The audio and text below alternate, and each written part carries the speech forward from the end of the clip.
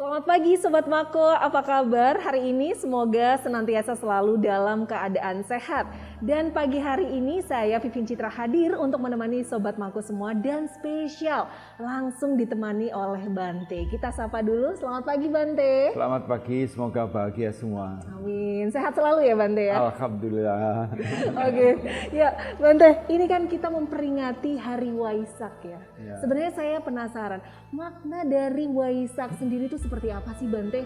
Ya, Waisak itu adanya nama bulan. Bulan yang ke-6 dalam kalender India. Nah, kemudian ada kata Trisuci Waisak. Trisuci jadi Trisuci memperingati 3 peristiwa penting di dalam kehidupan guru junjungan kita Sang Buddha Gautama. Yaitu yang pertama pada Purnama Sidhi di bulan Waisak. Beliau lahir di Taman Lumbini di perbatasan antara Nepal dan India. Kemudian peristiwa yang kedua yang dianggap juga bersejarah, setelah beliau menjadi pertapa selama 6 tahun lamanya, duduk di bawah pohon Bodhi di Bodh Gaya, India, dan mencapai penerangan sempurna. Kalau dalam kaidah Islam itu menerima wahyu begitu, tapi di Buddha adalah mencapai penerangan sempurna karena sudah berjuang selama 6 tahun lamanya. Ya sama dengan Rasulullah di Gua Hira. Ya, ada kemiripan-kemiripan begitu. Dan peristiwa yang ketiga adalah wafatnya beliau di Kusinara, juga pada Purnama Sidhi di bulan Waisak. Karena itulah maka kita namanya Trisuci Waisak gitu. Oke, nah kalau untuk proses dari memperingati Waisak itu sendiri, sebenarnya apa yang dilakukan umat untuk menuju ke proses Waisak itu? Ya, yang pertama harus ada persiapan mental spiritual dulu yang paling utama, yaitu dengan menjalankan, kalau di istilah Islam puasa, itu di kita juga semacam itu, menjalankan aturan-aturan yang lebih bermutu daripada yang hari-hari biasa. Kemudian pada Purnama Sidhi itu maka dilakukan puja. Puja nomor 1, kita menghormat kepada guru junjungan kita Sang Buddha itu yang pertama karena pengorbanannya. Ya, bertapa selama 6 tahun lamanya. Beliau adalah putra mahkota dari suatu kerajaan Sakya.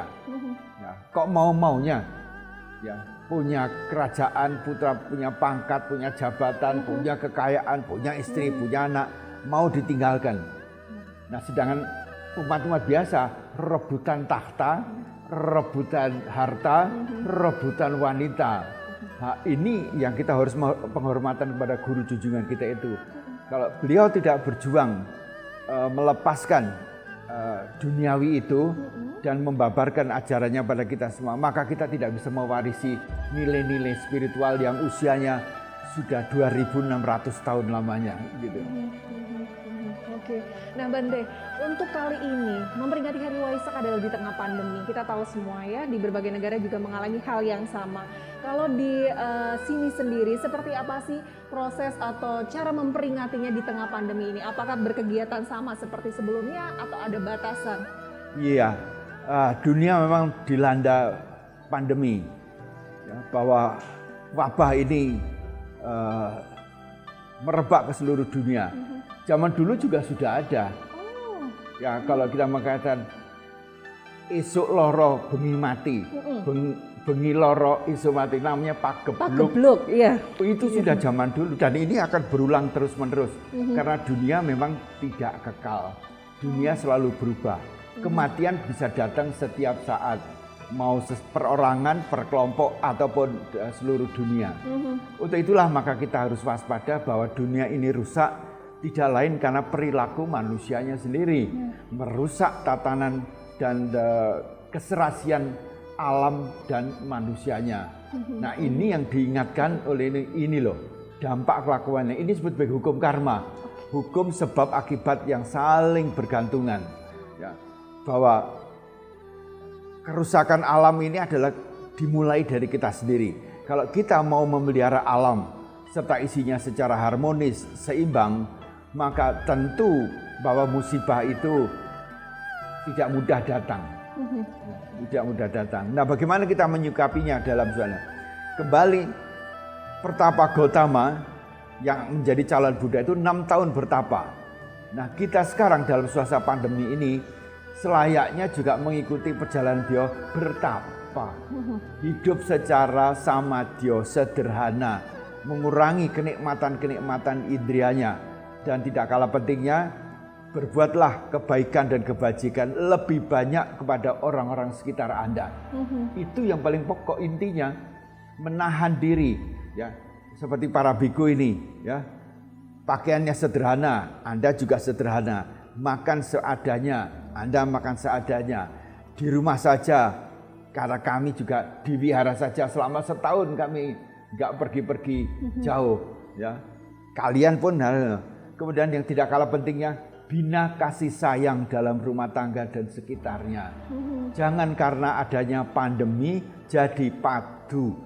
Suami padu sama istri, suami istri padu sama anak-anak karena nggak sabar mengajari dan sebagainya, padu dengan tetangga, ribut dengan polisi lalu lintas kita lihat, nggak mau diatur. Karena apa? Semua jadi stres. Nah, kalau gampang stres maka gampang stroke. Kalau sudah stroke, kalau langsung mati nggak apa-apa. Tapi kalau diberi sakit terus harus sakit menyusahkan kayak begitu, gitu ya. loyo dan sebagainya, maka kita harus memutar yaitu dengan kasih sayang.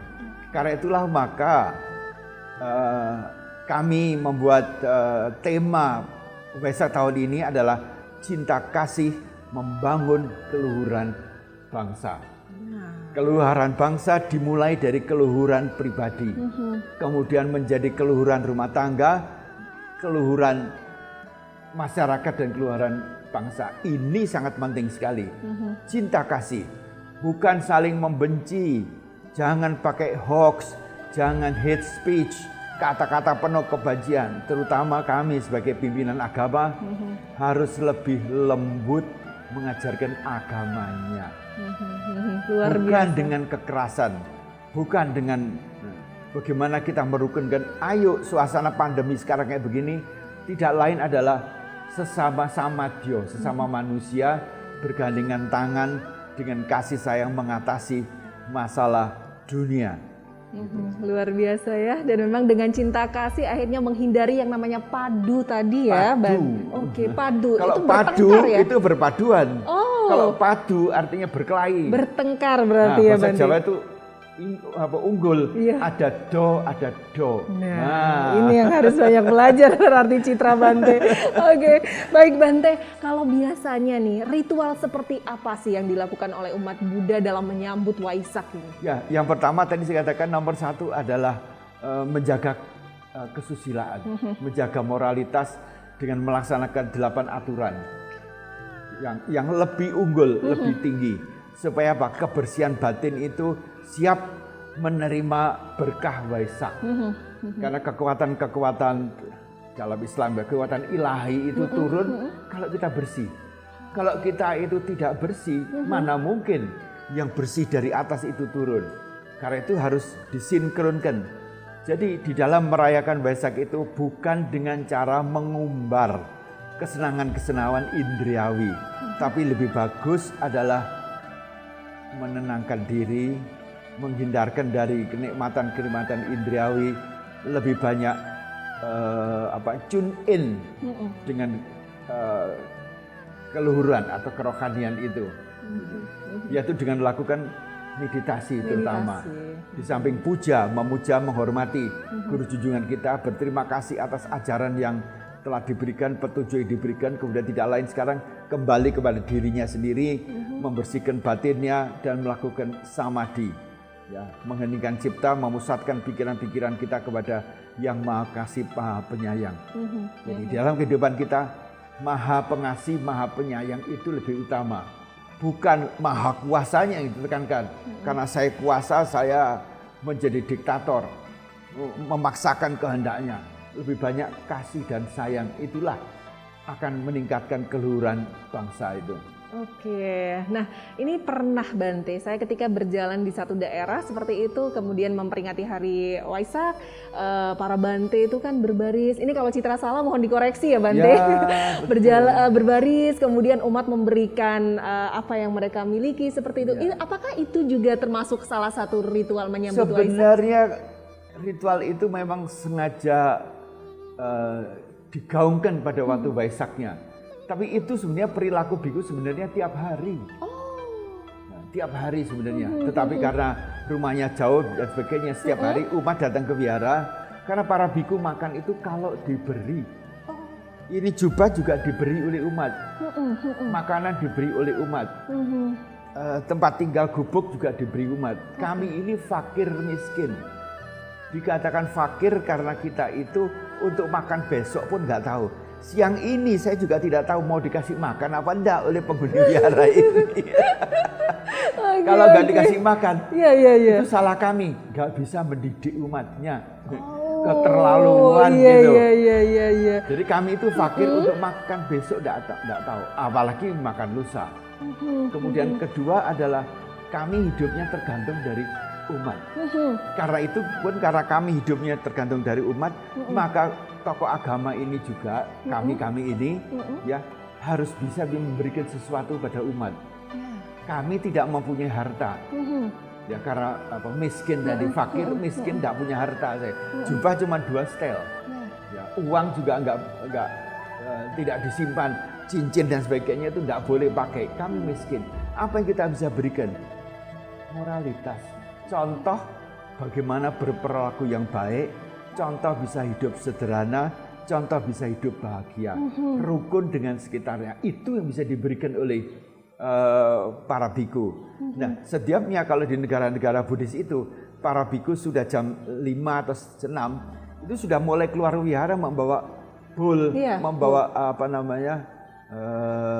tempat gitu tempat ya, untuk wadah dana gitu makanan. ya. Kami tidak mengemis. Kalau mengemis kan nyuwun doro. Kami tidak. Kami hanya berjalan, lihat kakinya, hanya membuka dan kami tidak mengatakan terima kasih. Yang berterima kasih adalah si pemberi. Ini Mereka. Peradaban Buddhis itu begitu. Yang memberi harus berterima kasih kepada yang bukan yang menerima. Kalau dalam kehidupan hari-hari kan saya terima bilang terima kasih loh ya. Tapi kalau para biku dalam moralitas Buddhis, yang memberi yang harus berterima kasih. Karena apa? Dia sudah menanam kebaikan, kebajikan yang hasilnya juga untuk diri sendiri. Kami hanya menerima menggunakan sebatas seperlunya dan kita doakan semuanya sehat, selamat, sejahtera. Hanya itu. Jadi kami ini ibaratnya adalah tanah tempat orang lain menanam kebaikan dan kebajikan. Ini keluhuran yang dari umat yang akan bisa menyebar ke seluruhnya. Bukan yang terima, yang berterima kasih. Karena itu kalau kita memberi kepada yatim piatu, orang miskin, itu harus dengan rasa hormat. Bukan dengan gaya, gaya ngebos. Tangannya di atas, tapi kita harus dengan 2 tangan menyerahkan dengan rasa hormat. Terima kasih Anda sudah menjadi tanah tempat saya berbuat kebaikan, kebajikan. Ini moralitas juga yang sangat baik untuk ditiru. Saya langsung merinding Bante mendengarnya ya. Benar, itu adalah tempat kita menanam berarti jadi zakat fitrah tuh yang sudah dilaksanakan oleh umat Islam itu baik. Kalau bisa diberikan dengan rasa hormat. Gitu loh. Oh ya, kesempatan yang baik ini saya ucapkan juga selamat Hari Raya Idul Fitri. Ya, minal aidin wal faizin, semoga semuanya berbahagia. Amin. Dan semoga bisa terlepas dari bahaya COVID-19 ini. Amin. Terima kasih banyak Bante untuk ucapannya. Dan ini akhirnya sedikit membuat saya tertarik Bante. Ketika Bante bilang makan nanti aja kita nggak tahu, atau bahkan besok ataupun lusa kita Nggak juga tahu, ya. Sesulit itukah jadi Bante? Itu latihan. Latihan. Jadi kalau kita tidak diberi makanan, nomor 1 adalah jangan mencela. Kita kebiasaan menjadi menderita karena suka mencela dan menuntut orang lain. Tapi kalau kita mengalami hal-hal yang tidak baik, nomor 1 adalah periksa dirimu sendiri. Ada hal yang kurang patut, kurang baik apa sehingga orang lain itu berbuat seperti itu. Nomor 1 adalah koreksi diri sendiri. Kemudian setelah itu adalah dengan kasih dan sayang, ingatkan kepada dia, ajarkan dia kebaikan, kebajikan dan sebagainya. Tidak usah menuntut. Penderitaan dimulai karena kita suka menuntut. Ributnya rumah tangga juga karena suka menuntut. Suami nuntut ke istri, istri menuntut ini.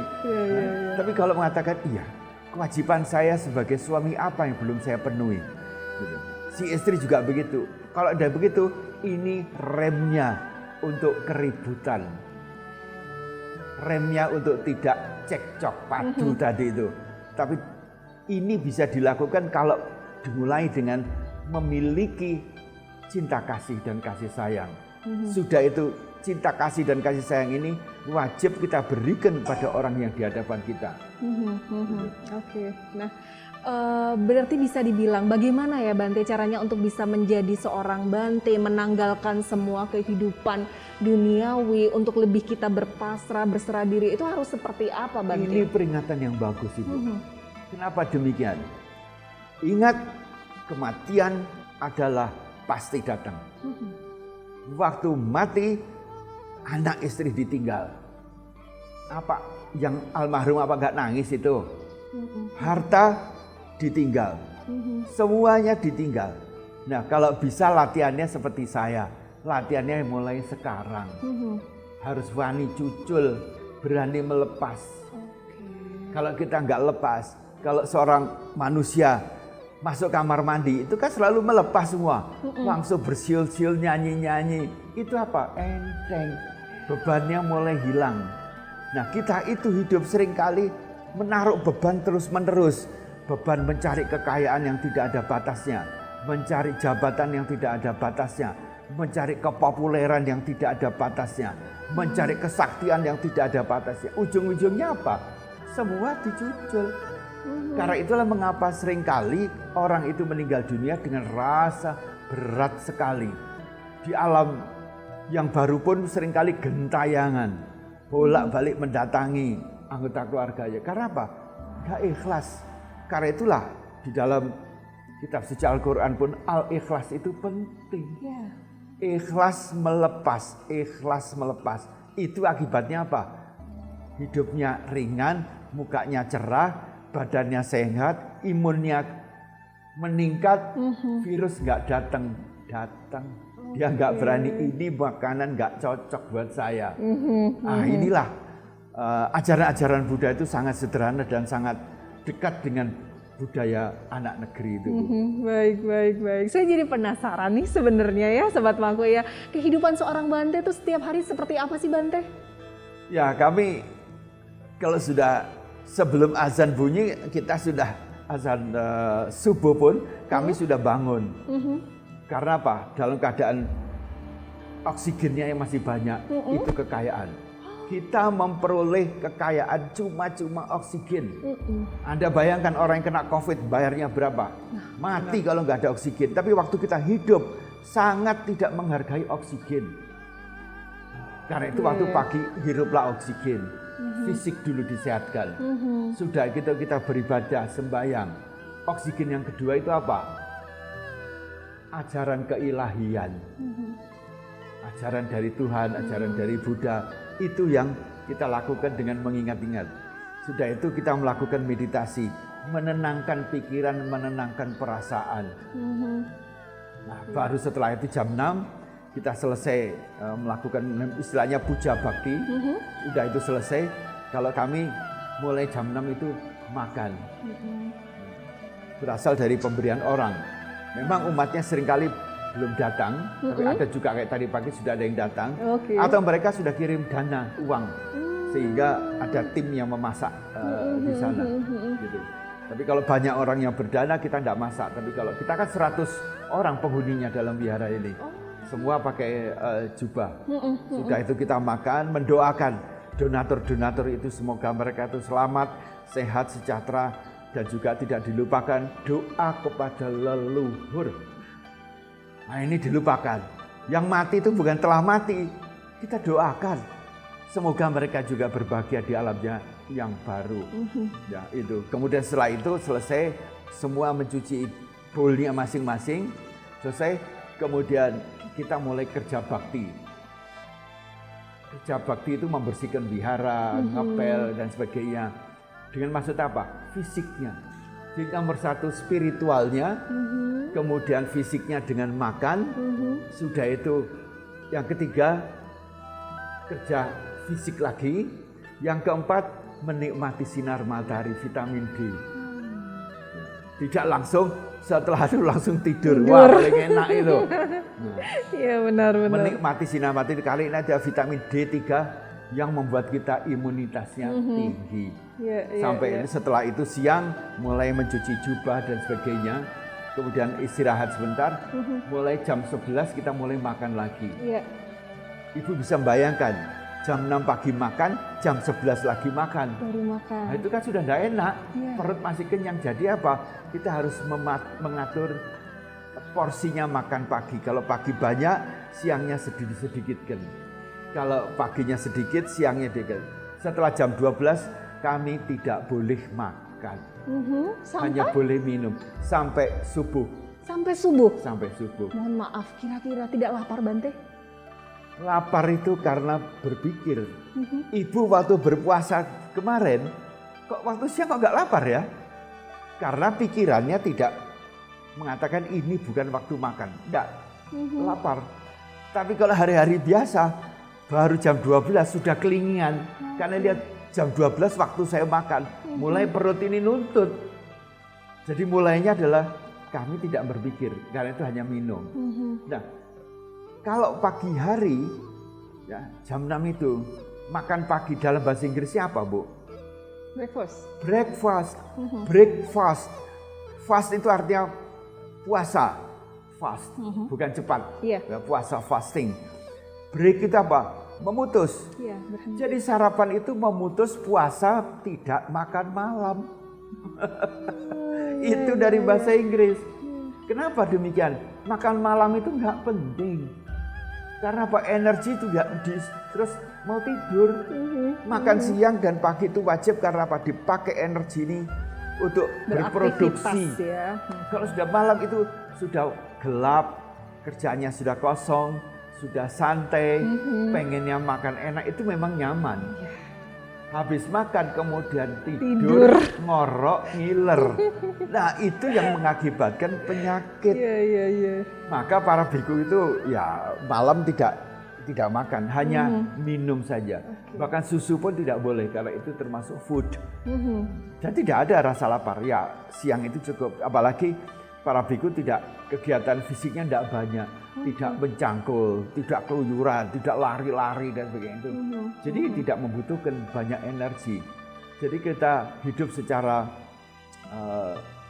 selaras dan seimbang antara input sama outputnya begitu. Iya, aduh luar biasa sekali ngobrol dengan Bante ya. Banyak sekali ilmu yang Citra dapatkan dan tentunya Sobat Mako juga dapatkan. Tapi sayang sekali waktunya Bante. Ya. Mungkin yang terakhir nih boleh disampaikan untuk Sobat Mako semua pesan dari Bante memaknai Waisak di tengah pandemi seperti ini. Ya, baik saudara-saudara segus Dharma. Pada kesempatan yang baik ini saya ucapkan selamat merayakan Hari Trisuci Waisak 2565. Tahun 2565 itu diambil dari sejak wafatnya Sang Buddha, 2565. Jadi sudah cukup tua. Kalau dilihat dari lahirnya atau pencapaian penerang agung sudah 2600 lebih. Ya, semoga Anda semua selalu dapat menghayati ajaran guru junjungan kita adalah mengembangkan cinta kasih untuk membangun keluhuran bangsa. Bangsa ini menjadi bangsa yang luhur kalau kita selalu mengikuti ajaran Buddha, yaitu tanpa kekerasan. Baik itu kekerasan ucapan, kekerasan pikiran, dan kekerasan fisik. Dengan mengembangkan kasih sayang ini maka timbullah keharmonisan, keselarasan, kasih sayang tanpa membeda-bedakan agamanya, paham agamanya, sukunya, kekayaannya dan sebagainya. Kita sama-sama manusia yang pada akhirnya akan tinggal di dalam kuburan yang sangat sempit, ya, dan dalam keadaan yang sangat terbatas. Ya, karena itulah maka masa pandemi ini adalah masa yang paling bagus untuk berbuat kebaikan, kebajikan, dan meningkatkan kebijaksanaan dalam masyarakat seluruhnya. Kepada semuanya, kembali saya ucapkan terima kasih dan marilah kita saling bergandengan tangan mengatasi pandemi ini, gotong royong, dan semoga gempa yang ada di Malang pun tidak terus-menerus terjadi. Ya, karena gempa ini juga itu gejala-gejala alam. Dan nanti tanggal 26 itu terjadi gerhana matahari supermoon. Di dalam agama Buddha tidak diartikan apa-apa, supermoon itu warnanya merah. Tidak diartikan, oh itu akan malapetaka, oh itu akan terjadi. Tidak ada. Kejadian itu sudah bisa diramalkan secara ilmiah. Mari kita bersama-sama menyambut Purnama Sidhi. Jadilah kita itu bulan pada waktu lingkungan kita dalam keadaan kegelapan.